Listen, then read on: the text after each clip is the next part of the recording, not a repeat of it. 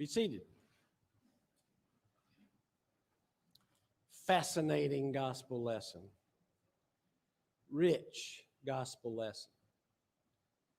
This gospel lesson, we are reading from John, and we're going to read from John for the next 5 Sundays. A little break from Mark's gospel, which is the gospel for this particular liturgical year. But we always read from John, and his passages are about the bread of life. And all these passages we're reading from are from one chapter in John's gospel, the 6th chapter. This particular story appears in all 4 gospels. It was essential to an understanding of the faith that was being passed on from the experience of Jesus. John's gospel is not so much about fish sandwiches as it is about God's continuing generous, abundant mercy to God's people. I'm giving away the summary of the sermon. But listen to this and what John did, and I hope that I am capable of doing this in the best possible way.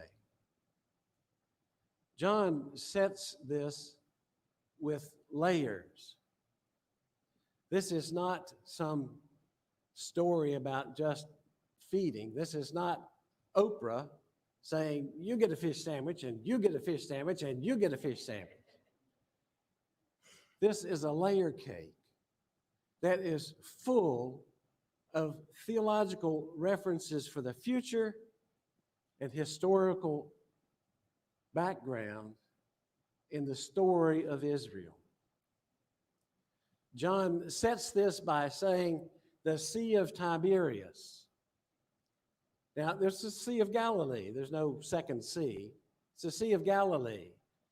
But John refers to it as the Sea of Tiberias to set the scene that this is the Roman land that has been taken over. It is a wilderness. It doesn't belong to us anymore. It's been renamed. The Romans are here. We have no place. We are in the wilderness. When have they been in the wilderness before?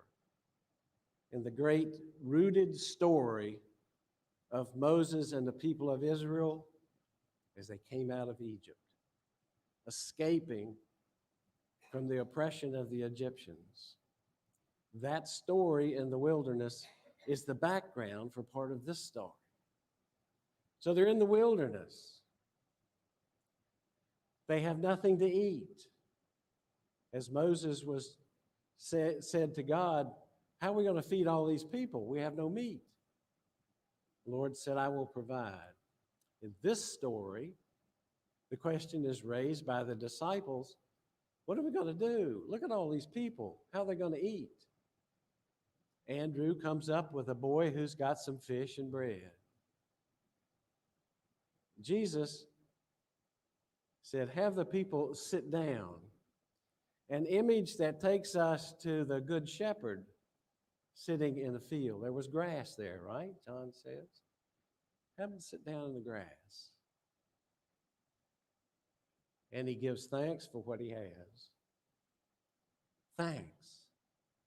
John's use of the word thanks, breaking and giving thanks, is Eucharistia. Sound familiar? Eucharist. What we're doing today. Giving thanks. Breaking again and offering God thanks for what you have. John goes on to say that it began to be shared, and there was a plenty of it. It was left over. As a matter of fact, they had 12 baskets left over. Don't know how big the baskets were. It's irrelevant. This is not about you get a fish sandwich, you get a fish sandwich, you get a fish sandwich. This is holy information here. The abundance of God is breaking forth in the people who are listening to Jesus. And this story is about our salvation through the experience of Jesus Christ. It's not about the fish, not about that bread. It's about God's abundance in our lives. The people wanted to make Jesus king. Of course they did. Anybody that can feed us like this ought to be king. The disciples and Jesus took off for the hills to avoid all of that mess. As a matter of fact, the disciples, reading closely in John's gospel, abandoned Jesus, as Moses had been abandoned in the wilderness too. People doubted him. So the disciples went down the hill when it got dark, got in the boat, and got out in the lake, rowing like crazy, probably 3 or 4 miles out into the lake. But Jesus wouldn't let them go. They came out, found them. And he greets them with the same words that Moses heard from God when Moses was getting the 10 Commandments. God said, "I am who I am." Jesus said to them, "I am. Don't be afraid." And Jesus calmed the sea and got with them in the boat. This is a layer cake, rich, feeding us this day, 2,000 years after this event. Can you imagine a little girl who had heard about Jesus and went off to see what all the chatter was about? Going to a rock concert in Palestine. Let's go see what this guy is all about. Maybe went with some friends. And there, as she related to her mama when she got home, you wouldn't believe what happened. We all got something to eat. After all this teaching, and he was healing people, and he talked to us like he knew us. And we got something to eat, and not only that, but look, Mom, I brought some home. Listen to this story, and you have some bread too.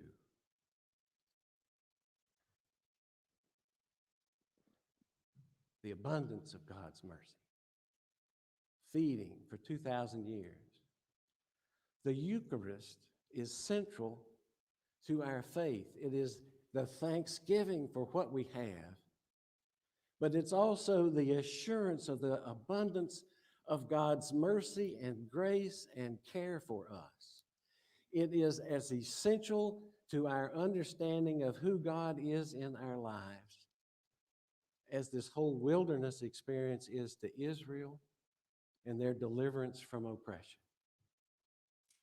For it is our deliverance from oppression, our deliverance from scarcity, and the threat of scarcity that holds us back from believing in the true willingness of God that we be saved and that we care for one another. 2,000 years ago, and we've still got the bread. Really, we've got the bread. It's been passed on and passed on and passed on. Now, this is fresh, but it's also 2,000 years old. It's as old as the hills, as fresh as that field of grass where the disciples sat down, as fresh as that little girl going home to tell a story to her mom. You wouldn't believe it. God is so generous to us, and this man knows us. Here, have some bread. Let's have some bread.